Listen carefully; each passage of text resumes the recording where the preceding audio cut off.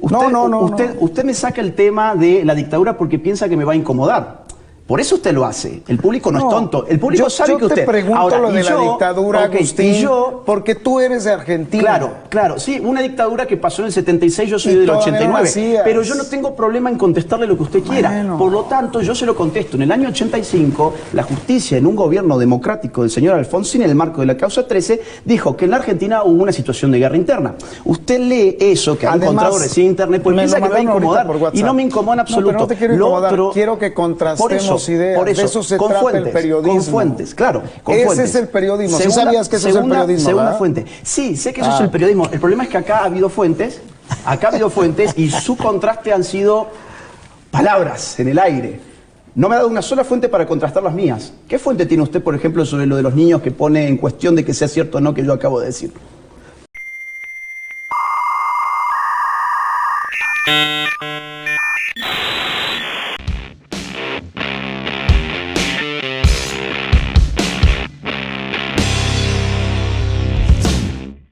Bueno, está con nosotros Agustín Laje.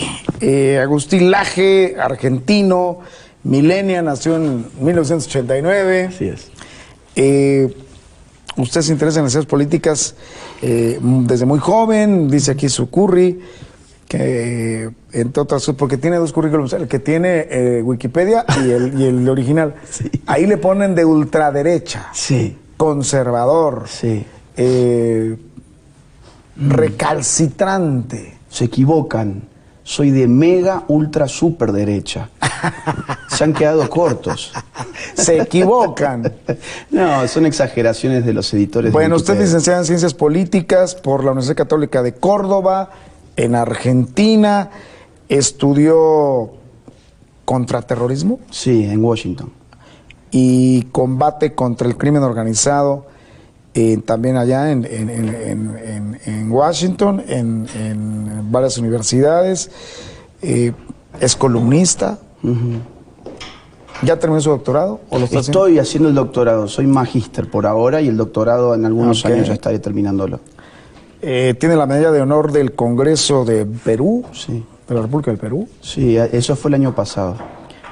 por su destacado aporte académico, social, político y tecnológico a favor de la sociedad.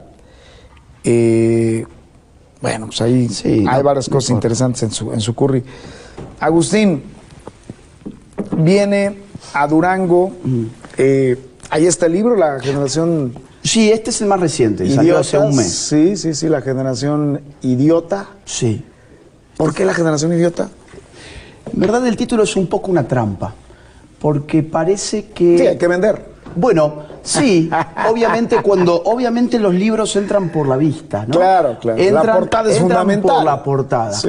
Pero eso no significa que el título no tenga que ver con el contenido. Digo que es un poco una trampa porque el idiota, idiota no es necesariamente un insulto, ¿no?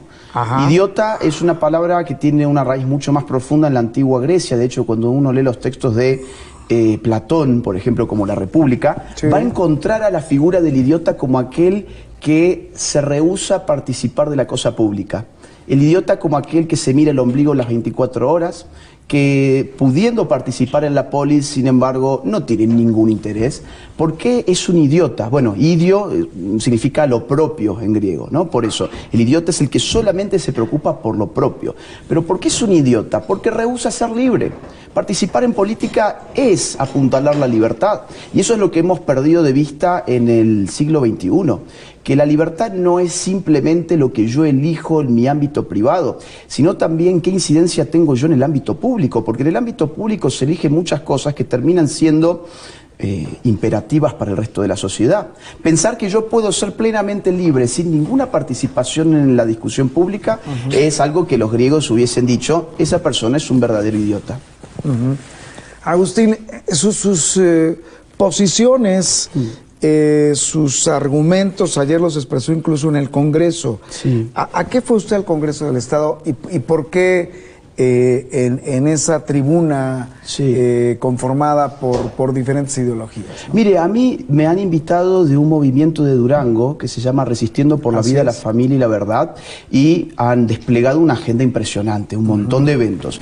Entre otros estuvo la visita al Congreso, donde se consiguió que yo expusiera con entrada abierta para los diputados en un auditorio, ya no recuerdo el nombre del auditorio, un auditorio muy lindo, por cierto. Es el Salón de los Presidentes, ¿no? Del presidentes de los... Yo creo que no. De los congresos, ¿no? No, porque el salón... No, yo ¿era creo el que otro? no. Era otro. ¿O era el Pleno? Era el Guadalupe Victoria. Ok, exacto. Guadalupe Victoria fue presidente de México, el primer presidente de México constitucional de la República después del proceso de independencia. Entonces fue una exposición sobre en qué consisten los argumentos de la agenda del aborto, que son los mismos en prácticamente todos los países, porque hay manuales para argumentar por el aborto. Hay manuales que diseña, por ejemplo, la International Planned Parenthood Federation, que es una red de clínicas abortistas, y esos manuales son los que después se suelen replicar entre la militancia, la prensa, el periodismo. Entonces yo lo que hice en esa conferencia fue exponer argumentos de tipo histórico, argumentos de tipo filosófico y argumentos de tipo científicos. Entonces estuvimos viendo cómo esa agenda se iba desplegando en distintos lugares, cómo se había argumentado, por ejemplo, en Argentina, cómo se argumentó en Uruguay, cómo se argumentó, aquí, en Colombia, en México, en muchos lugares. Y vinieron 12 diputados, si mal no recuerdo, casi la mitad de los diputados que ustedes tienen, así que hubo bastante interés. A ver, la idea es, con esta organización, contrarrestar las ideas o las iniciativas pro aborto o la legalización de los matrimonios homosexuales, que en este país ya es un hecho. No hay un rincón del país donde no exista en estos momentos ya la legalización de los matrimonios homosexuales entre personas del mismo sexo. Pero esa es la idea primordial, ¿no? No necesariamente, porque el tema matrimonio homosexual no fue abordado. De hecho, no fue abordado en ninguna de las conferencias. Pero es más o menos la agenda, ¿no? La agenda es una misma agenda porque son los mismos militantes. Exacto. Son los mismos militantes. Y la idea es informar. O sea, informar es una manera de contrarrestar cuando no hay información. Pero es una posición interesante la que toma el señor Laje, ¿no? O sea, es decir, a ver, incluso maneja cifras y compara cifras.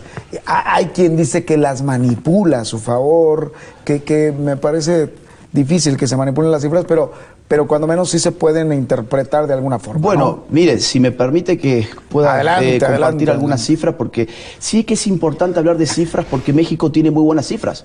INEGI es un instituto estadístico, que es el instituto de ustedes, de México, que es una envidia para muchos países. Instituto Nacional de Estadística, Geografía e Informática. Exactamente, es una envidia, porque yo, como viajo por muchos países, hay veces que me doy con bases de datos de otros países que son muy pobres. México lleva muy buenas cifras. Y, por ejemplo, en INEGI podemos ver variables relativas a padecimientos que sufre la mujer, de los cuales jamás se habla. Tenemos el 8M a la esquina. Bueno, ¿alguien habló, por ejemplo, de que en los últimos 10 años las muertes por cáncer de mama, de útero y de ovarios han crecido sin parar? Han crecido cuando uno lo pone en un gráfico. Yo ayer le ponía a los diputados un gráfico, desde el 2010 hasta hoy. Es impresionante. Crecen las muertes por cáncer de mama. Hoy están casi en 8.000 en México. Y es un tema que lamentablemente no tiene visibilidad pública, pues porque todo se ha reducido, por ejemplo, al tema del aborto. Ahora, cuando uno va a ver las cifras del último año de muertes por abortos clandestinos, uno encuentra 3. Han habido 3. Vamos a otra cifra de INEGI también, a defunciones por desnutrición femenina. O sea, mujeres que básicamente se han muerto de hambre. 3.800 en el último año. Digo, es un número escandaloso, es un número asqueroso. 3.800 mujeres muertas de hambre en un país como México. El 8M, yo puedo apostar que el televidente no ha escuchado estas cifras. Todo lo que puede haber escuchado ha sido el tema del aborto, el tema de la violencia contra la mujer, que es un tema urgente también, Es un tema urgente porque desde el 2015 hasta hoy ha venido en una escalada exponencial también. Basta que se vea, por ejemplo, la tasa de homicidios contra mujeres, que también la reporta el INEGI, y vamos a ver que desde el 2015 hasta hoy ha tenido una escalada exponencial. Y la pregunta es, ¿por qué? Si desde el 2015 hasta hoy ha habido cada vez más 8M, más feminismo, más catedráticos feministas, más discusiones sobre feminismo en los colegios, más políticas feministas, ha habido feminismo en la televisión, en el cine, en las series. ¿Y eso es malo? A ver, por lo menos yo puedo afirmar que no ha solucionado nada. ¿El movimiento del feminismo es negativo, es adverso, que se ha difundido? Sí. ¿Por qué? Por cómo reduce la compleja realidad social. El feminismo dice, nuestra sociedad está dividido en dos, hombres y mujeres. Ese es el relato básico, hay dos. Hombres y mujeres. Los hombres son los malos, las mujeres son las buenas. Entonces, ¿qué pasa? Si hay hombres determinados, concretos, que golpean a mujeres determinadas y concretas o que violan a una mujer en específico, eso hace responsable al universo masculino de esa agresión. Perdón, yo no he agredido nunca a ninguna mujer. Yo nunca he violado a ninguna mujer. Supongo que usted tampoco. No tenemos por qué, como individuos masculinos, hacernos cargo de que hay supuestamente un sistema patriarcal del cual nosotros somos partícipes y por lo tanto nosotros tenemos algún tipo de responsabilidad. ¿Usted piensa que yo exagero? Mire usted lo que fue el himno feminista. El himno feminista es eso, el violador eres tú. Una venda, el violador eres tú. ¿Qué significa? Cualquier hombre es potencialmente un violador. Y eso no es cierto, y eso no ayuda a resolver. Eso es generalizar, desde luego. Eso es generalizar, eso es... Eso es generalizar, pero es que en eso... Llevarlo a un solo rasero, prácticamente, ¿no? A ver, esto es son ideologías colectivistas. Las ideologías colectivistas crean categorías de individuos a las cuales le adjuntan características, a veces negativas y a veces positivas. En el caso de la mujer, las características que le ha adjuntado el feminismo han sido positivas. Las mujeres son, por definición, buenas. Las mujeres, por definición, no pueden mentir. El hombre, por definición, es malo. Mire usted lo que pasó en Argentina hace muy pocas semanas.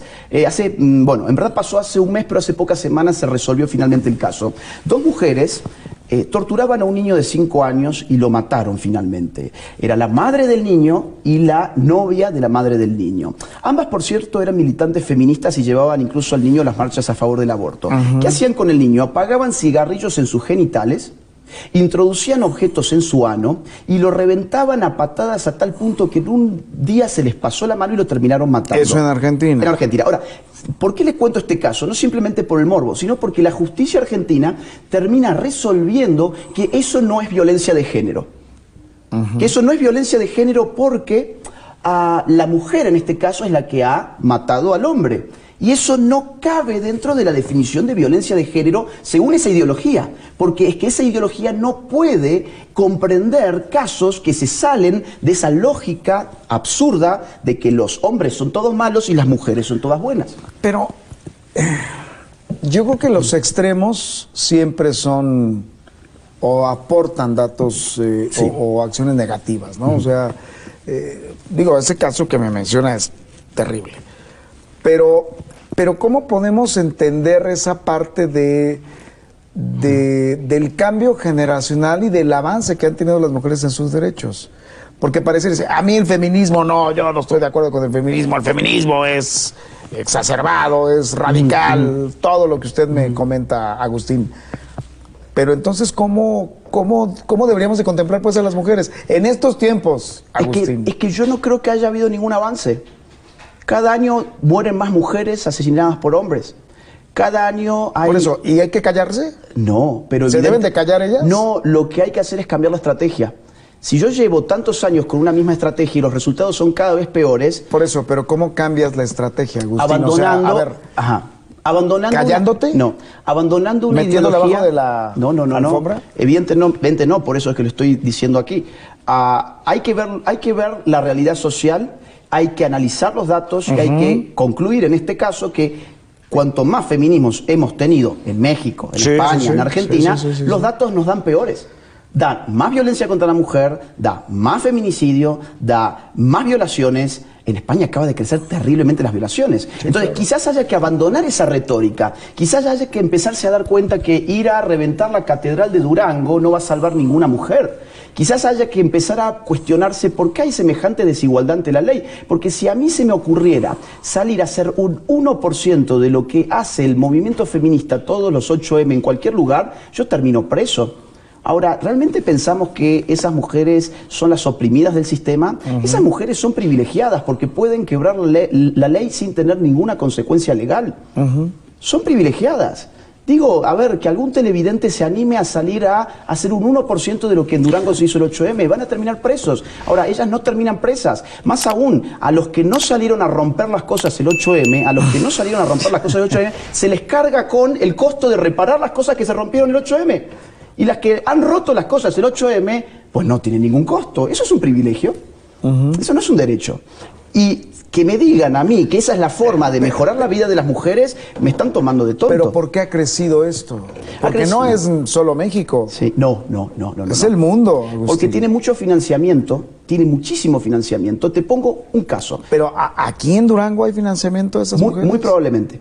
Muy probablemente. No, muy probablemente, o sabes o no sabes. Sí lo sé. ¿Sí o no? Sí, por ejemplo, la Fundación Open Society del señor George Soros en los últimos años ha becado con $40.000 anuales a feministas que llevaran un proyecto de su invención para difundir el movimiento feminista. Cualquier mujer de Durango pudo haber llevado adelante uno de esos proyectos.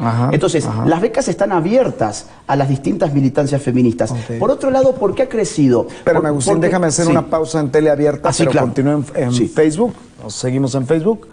Vamos al corte de estación, porque aquí hay que... Ningún problema, yo entiendo. Pero seguimos en Facebook platicando. A ver, entonces, decías... Sí hay financiamiento. Sí hay financiamiento. Ha habido, por ejemplo, de la International Planned Parenthood Federation, millones de dólares destinados a organizaciones feministas aquí en México, como Pro Familia, por ejemplo. Claro, y eso está en los reportes financieros, es ippf.org la página, se van a la sección de reportes financieros y ahí revisan cuáles son las organizaciones mexicanas que han recibido el dinero. Pero no solamente financiamiento, es que también ha habido una opinión unánime de que eso no se podía cuestionar. La prensa no se ha animado a cuestionarlo en general. En las universidades quien cuestionara era inmediatamente sindicado como un machista, como un misógino, como un homofóbico. No ha habido cuestionamiento. Lo que te dicen a ti, ¿no? Lo que me dicen a mí, por supuesto, solamente que yo ya no me ofendo. Para mí eso son medallas de honor. Yo ya no me ofendo porque, digamos, yo veo tanta gente con tanto miedo a que le digan esas cosas y no pasa nada. Miren, sigo vivo. Oye, es que es complicado en estos tiempos porque cuando tienes esa forma de manifestación de las mujeres y cuando tú dices, desde luego el extremo es generalizar lo que tú mencionas, pero también nos vamos al otro extremo y es callarlas. Pareciera que lo que quieres es callarlas. No, lo que yo quiero es decir, vamos a debatir realmente cómo está la sociedad. ¿Cómo vas a debatir si tu posición es decir, no se muevan de su casa? No, es que no es esa mi posición. No salgan de su casa. No es esa mi posición. Cállense, no griten, no expresen. No es esa A ver, lo que yo estoy diciendo acá son dos cosas. Primero que nada, quien viola la ley tiene que pagar por la ley. Es decir, no podemos tener un sistema legal que a unos les permita violar la ley porque tienen determinada ideología y a otros no. Eso es por empezar. O sea, si el 8M fuese salir a manifestarse normalmente, sin generar ningún quiebre de la ley, perfecto. Ahora, el segundo punto que yo estoy diciendo es que eso que se ha venido haciendo hace años no ha solucionado los problemas de las mujeres. Es una realidad objetiva. A ver, entonces, lo que yo estoy diciendo, miren, quizás haya que cambiar no la manifestación, sino el tipo de relato con el cual nosotros explicamos lo que está pasando.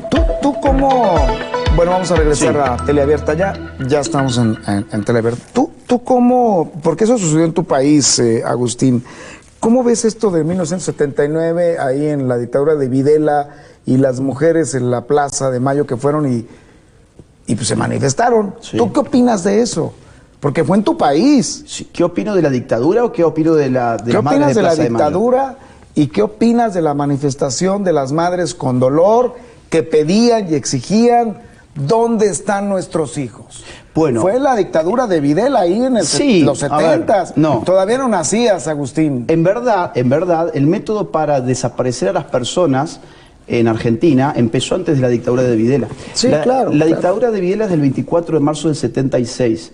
Ahora, un año antes, en el año 75, en gobierno peronista de Isabel Martínez de Perón, se firmaron decretos de aniquilamiento contra las guerrillas. Entre otros métodos para aniquilar a la guerrilla, se empezó a desaparecer a personas y se desaparecieron 1000 personas. El antecedente es interesante, pero yo te pregunto... No, es que es fundamental. La manifestación de esas mujeres. La manifestación de esas mujeres, obviamente, fue una manifestación legítima en cuanto a que estaban pidiendo por sus hijos. Y una manifestación de mujeres. Ahora bien, las líderes, especialmente la línea de Bonafini, termina reivindicando otros tipos de dictaduras que sí les caben en sus ideologías. Por ejemplo, la dictadura... O sea, ¿tú repruebas esa manifestación de las mujeres de la Plaza de Mayo? No, yo repruebo la hipocresía. Pensar que están bien ciertas dictaduras y están mal otras. Porque esas mismas madres de Plaza de Mayo, la línea de Bonafini, terminó viajando como heroína a la dictadura de Fidel Castro, terminó recibiendo todos los favores de Fidel Castro y a madres de Plaza de Mayo jamás se quisieron juntar con las damas de blanco, que son las mujeres que en Cuba marchan porque sus esposos, sus hijos, sus padres, sus hermanos están presos en las mazmorras del régimen. Entonces, para madres de Plaza de Mayo había dictaduras buenas y dictaduras malas. Pero esa manifestación fue auténtica, de dolor. Por supuesto. Y fue una manifestación, Agustín. Es que no estoy negando eso, señor. Fue una manifestación. Claro. De mujeres.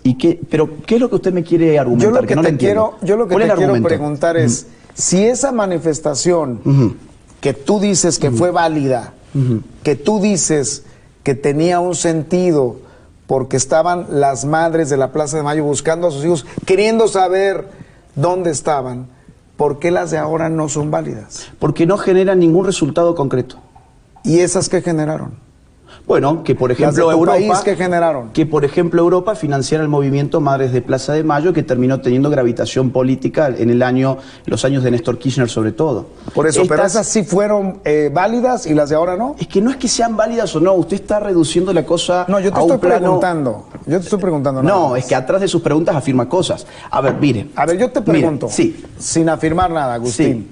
No, es que... ¿Eso sí es válido o lo otro no es válido? Es que no estoy diciendo, el problema es que la palabra válido no es una palabra que interese para esta discusión. La palabra que interesa es, ¿tiene resultados? Bueno, pero ¿Tiene resultados o no tiene resultados? Ok, tú dices que lo actual no tiene resultados. No lo digo yo, lo dicen los números. Desde el año 2015 hasta hoy, el asesinato contra mujeres ha aumentado. ¿De qué ha servido todo eso? Las violaciones contra mujeres han aumentado. ¿De qué han servido? Quizás haya que cambiar el método, quizás haya que cambiar la ideología, quizás haya que investigar otro tipo de variables. Por ejemplo, ¿cómo afecta el alcoholismo en la violencia contra la mujer? ¿Cómo afecta la adicción a drogas dentro de la familia en la violencia contra la mujer? A mí me parece que eso es mucho más interesante de plantear que decir es el patriarcado y es la Iglesia Católica y vamos a destruir la catedral para liberarnos del machismo. Ya lo han hecho. Lo hemos dejado de más que se hiciera porque nadie nunca fue preso. Sí. Ahora, lo han hecho. ¿Cuáles son los resultados? Miren ustedes mismos los resultados. No ha cambiado nada, todo ha empeorado, la mujer no está mejor hoy que ayer. Entonces, ¿para qué? Es decir, no es una cuestión de validez o invalidez. La diferencia entre la marcha que usted dice de Madres de Plaza de Mayo y la actual es que las Madres de Plaza de Mayo, en todo caso, giraban alrededor de una plaza, ¿sí? Las actuales revientan las instituciones públicas, los edificios públicos y también los privados. Es decir, en uno hay un quiebre evidente de la ley. Entonces, si lo vemos jurídicamente, yo diría, jurídicamente es inválido porque quiebra la ley. Pero más allá de quebrar o no quebrar la ley, el punto es, ¿sirve para mejorar la situación de las mujeres? No, no sirve. Sirve para sacarse una selfie y subirla a las redes sociales. Sirve para que al día siguiente digamos, tuvo lugar la marcha 8M en los medios de comunicación, como si fuese una novedad, y eso en verdad viene desde hace años. Y ¿cuál es la fórmula, pues, para que sean las mujeres no vulneradas, no agraviadas, violadas? Primero que nada, abandonemos la teoría feminista. Es una teoría que ya fracasó. Híjole. Es que fracasó. Es que es complicado en estos tiempos decir eso, Agustín. Sí, por eso lo digo, porque hay que decir las cosas que son complicadas para abrir el debate. Abandonemos la teoría feminista, dejemos de lado ese cuento de que todos los hombres son malos, todas las mujeres son buenas y que hay un sistema patriarcal que es el que genera todo ya esto. Te están pegando. Empecemos a hablar sobre cuáles son los determinantes complejos de la violencia. La violencia no se explica porque hay un fantasmita que llama el patriarcado. La violencia, insisto, se explica por alcohol, drogas, adicciones a psicofármacos, dinámicas de familias disfuncionales, crisis económicas. ¿Usted sabía, por ejemplo, que en las crisis económicas aumenta la violencia? Ahora, ¿qué tiene que ver todo eso con salir a luchar contra el patriarcado? Pues es que es una cortina de humo. Pero sí es una cortina de humo. A lo mejor podemos estar de acuerdo en esa parte, que es una cortina de humo. Pero entonces no es que reduzca a la importancia o a la validez. Es cómo nos vamos a enterar de eso que nunca se dijo. A ver, por ejemplo, hablemos de temas tan sensibles en una familia. Dices tú, el alcoholismo. Esa estadística que traes del alcoholismo es muy grave. De la adicción. El hermano que viola a la hermana. Exacto. Hay mucha, claro. El papá que viola a la hija. Sí. El patrón que abusa. Todavía en estos tiempos, de la hija de su trabajador. O el sacerdote que es pederasta. Eso no hay que decirlo. No, sí, claro. Y tienen que ir presos de por vida. O sea, el sacerdote que, valiéndose de su ministerio... Preso de por vida. De su ministerio, preso de por vida, puede hacer y deshacer con una mujer lo que quiera, o con un niño, o con una niña. Tienen que ir preso de por vida y hay que castrarlos químicamente. ¡Ay, caray! ¿Castrarlos químicamente? Sí. ¿Cómo? Hoy, por ejemplo, con Lupron. Es decir, hay determinados químicos que hoy, en lugar de dárselos a los violadores, se lo dan a los niños. ¿Sabía usted? Con el cuentito de que el sexo se puede cambiar y que la identidad de género... Pero explícame eso, ¿cómo es eso? O sea, bueno, mire, vamos a las estadísticas otra vez. En Estados Unidos, en los últimos 10 años... Es que eso que dices es muy grave, Agustín, ¿eh? En los últimos 10 años, el transgenerismo en niños ha crecido más de 4000%. ¿Por qué? Bueno, por toda la presión social de estas ideologías nefastas que te dicen que tu sexualidad depende de tu identidad de género y que vos podés ser hombre o mujer de acuerdo a lo que vos quieras ser. Claro, eso ha confundido tanto a tantos niños que hoy es una moda en Estados Unidos los cambios de géneros de niños, y para eso hay que darles bloqueadores hormonales que antes se los daban a los violadores para castrarlos químicamente. De hecho, todavía en Perú se recomienda. ¿Pero eso lo hace el Estado?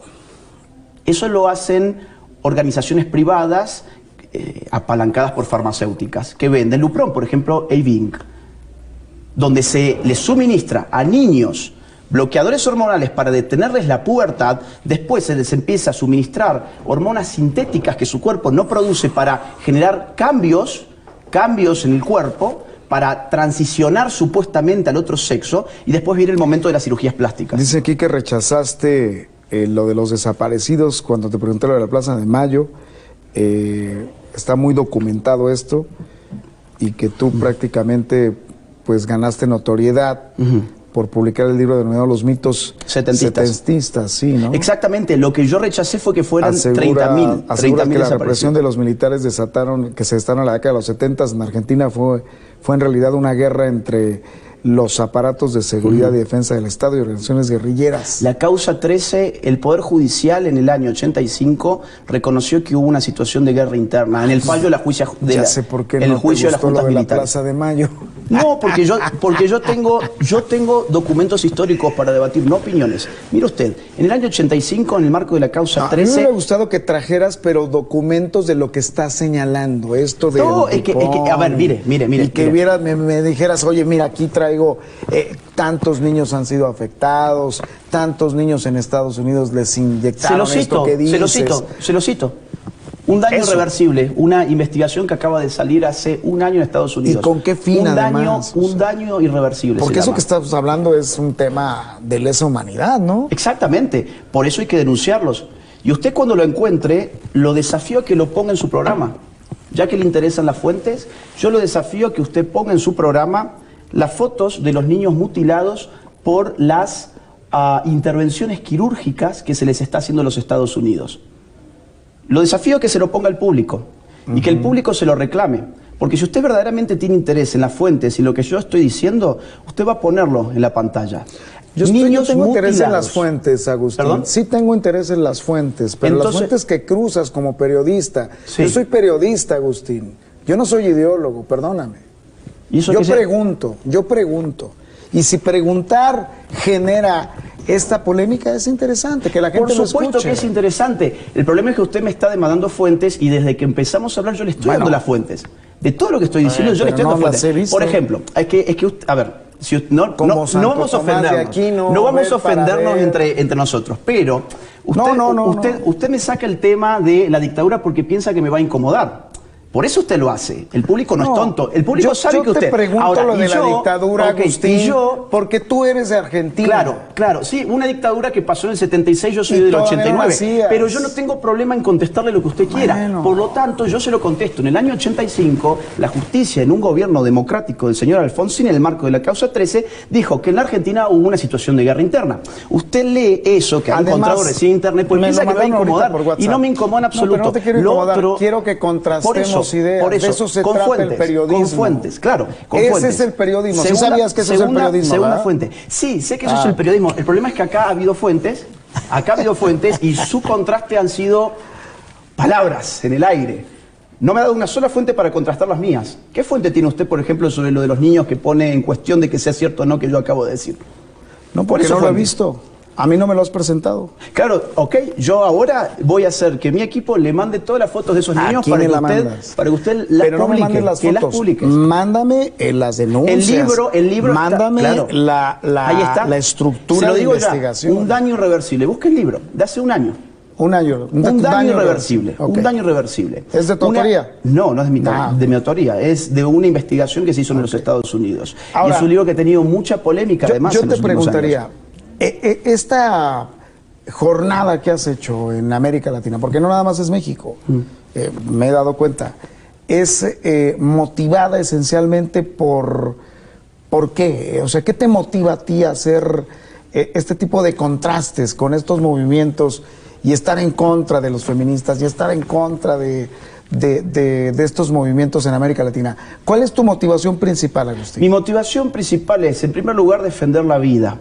La vida humana empieza desde el momento de la concepción y eso ya lo sabe la ciencia más avanzada. Número 2, defender la libertad. Estos movimientos no amplían las libertades, las limitan. Limitan la libertad de cátedra, limitan las libertades económicas, limitan la libertad de los padres de familia para escoger la educación de sus hijos, limitan las libertades religiosas, limitan muchas libertades. Ellos no amplían libertades, no amplían derechos, limitan la libertad.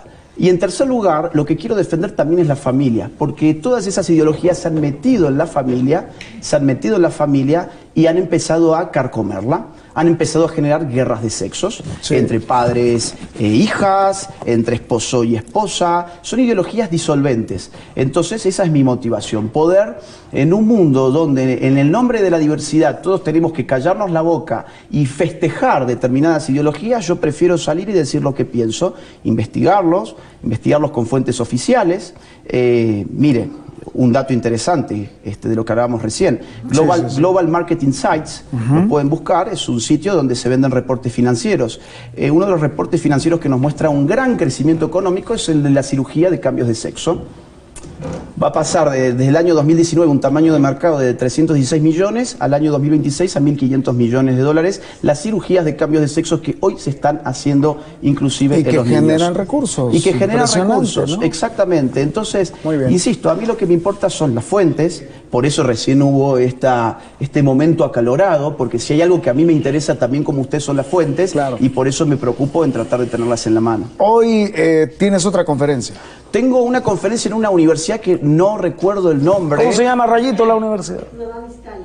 Ah, la Nueva Vizcaya. Sí, es una conferencia para presentar justamente el más reciente libro. ¿Y me vas a dedicar el libro o no? Ese es de Rayito, yo le voy a mandar uno. Okay. Yo me comprometo a mandarle uno aquí al estudio. Muy bien, ahí está. Agustín Laje, Generación Idiota. Yo te agradezco mucho que hayas venido. Es interesante debatir, es interesante saber cuál es tu posición y cuál es tu punto de vista, y ojalá que no sea la última vez que vienes. Ojalá que sí, ha sido un gusto. Aquí te invitamos. Gracias por pincharme. No hay ningún rencor, eso es lo que un periodista debe hacer. Agustín Laje, hoy en vivo aquí en Foro, en Canal 12. Muchas gracias también a Rayito Fuentes, que nos hizo el favor de contactarnos. Y de eso se trata, sí, Agustín. Sí. Ahora, yo me tengo que defender también. Ah, no, claro. ¿O no? ¿Le vas al River o no te gusta el fútbol? A Talleres, de Córdoba. Yo no soy de Buenos Aires. Soy del interior. Talleres, de Córdoba. Bueno. Sí. Ya hasta papa tienen. ¿No? Gracias, mejor me quedo callado. Buen fin de semana. Mi trabajo no se financia ni con el dinero de los políticos ni con el dinero de los impuestos de los ciudadanos a través de subsidios estatales. Al contrario, este video, este canal y todo el trabajo de batalla cultural que estoy dando desde hace años se financia íntegramente gracias a los aportes económicos libres y voluntarios de las personas que valoran lo que hago. De modo que si querés colaborar económicamente conmigo, te invito a que te suscribas en mi Patreon. El link queda en la caja de descripción de este video. O bien que te unas a mi canal de YouTube en el botón que encontrarás que dice unirse. Si no podés colaborar económicamente, no te preocupes, hay muchas otras formas de colaborar.